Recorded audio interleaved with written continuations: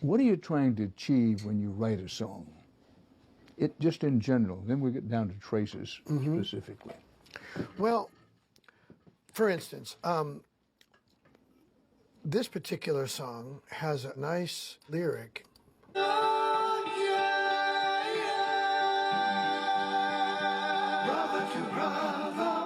So you asked me what we were trying to achieve. We're still here. The night is calling, you know, where love is running. The night is calling again. We're all here, brother to brother. I think music takes us to a place that we may have all forgot about, you know, in not just here, but everywhere, to where we're all still here together. And we need to kind of like go back to that and just at least for a second remember that, and then go off into whatever you need to believe or think or be angry about, happy about. But there is a center in all of us that music reminds us still is there. Some might say the night is calling is a double entendre intended to include death, that out there, there's the night. That's interesting. The night is calling. You're giving me goosebumps because that's interesting. That's another, see, that's the beauty of music. You see, that never crossed my mind. But if I get fortunate and assemble these ideas, you hear that. I didn't hear that. But it means that to you. That's the broad application of what music can touch in everybody. And I don't know how that works, but you just did it. You just showed me another side of it, that's true. Don't waste time. The night is calling too. The night can be the dark side coming. I don't know. But you didn't have that in mind when you wrote the song. No. No, I did not. By the night is calling, you meant it's time to have a good time. We can yeah, the lyric, the second verse is like this.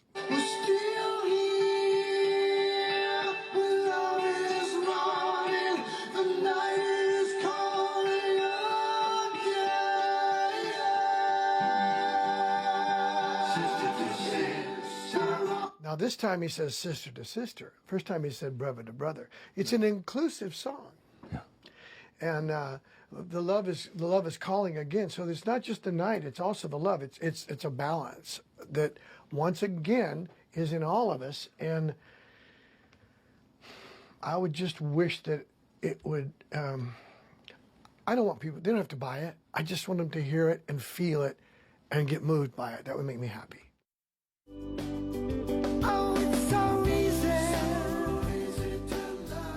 Steve Perry opens up about the highs and lows of fame when we return.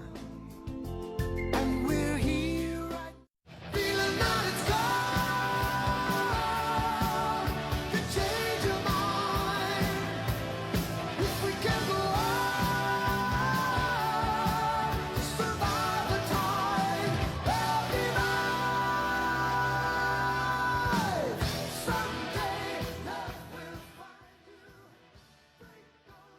It's often said of you that you have one of the great voices in rock music history.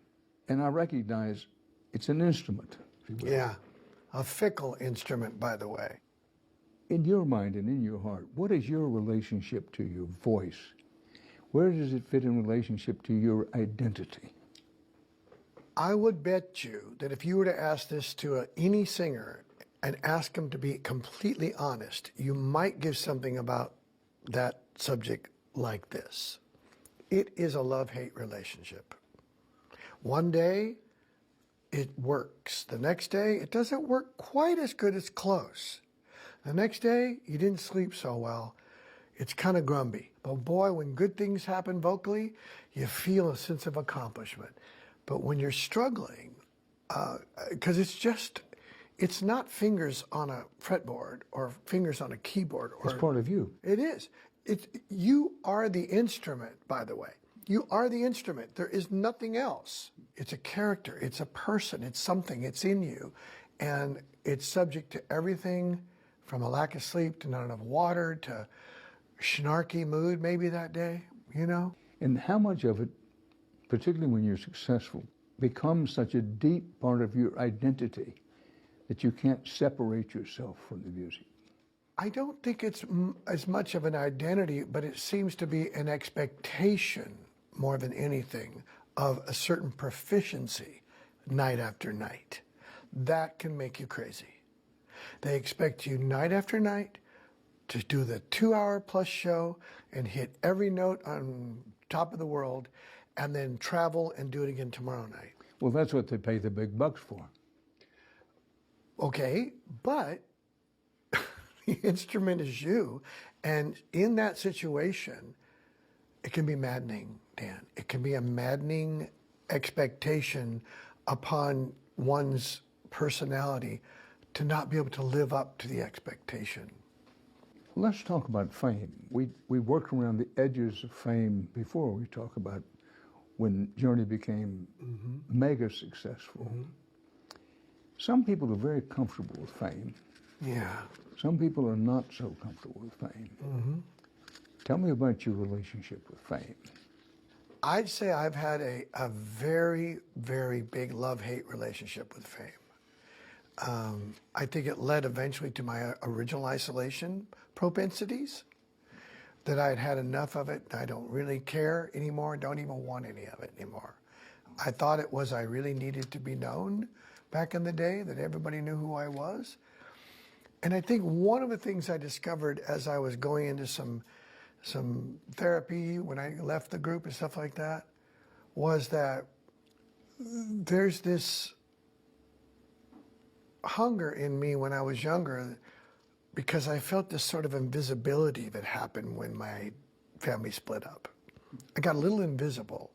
I used to isolate in this garage to own my own individuality. My mother would say, "Lunch is on the table, where are you?" I'd hear the screen door slam. And I could hear her say that. And I'd think, she doesn't know where I am.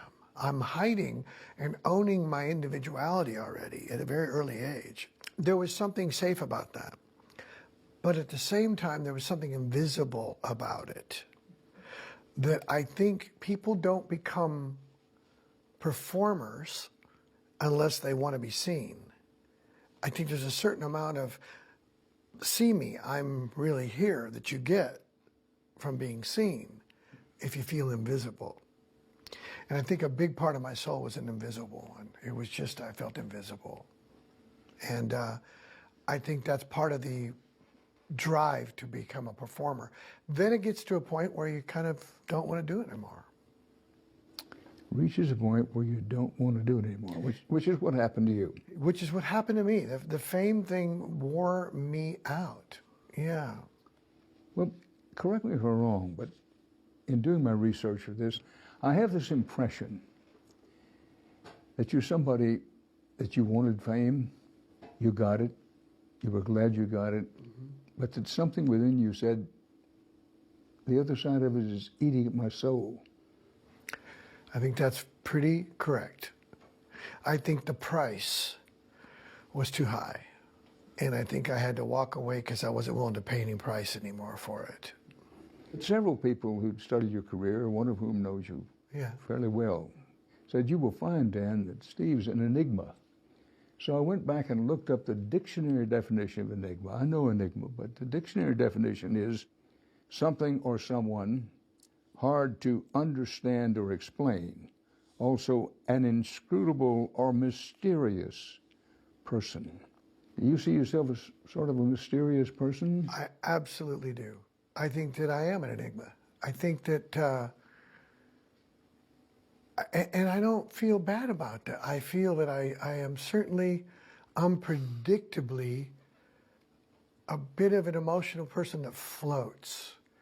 And I think from the emotional freedom that comes with that, that's where the music comes from. Because it's not hunkered down like a torque wrench. It's not specific or big block letters to be easily read or understood. Music is abstract. Maybe instead of it being enigma, maybe I'm more of an abstract person, not really easy to pin down. But I'll tell you what, you can count on me if you need me. That's the difference. That I can tell you for sure. But yeah, I'm okay with that. Well, I thank you. Congratulations on your Thank you, success Steve. through the years. I love your work. Well,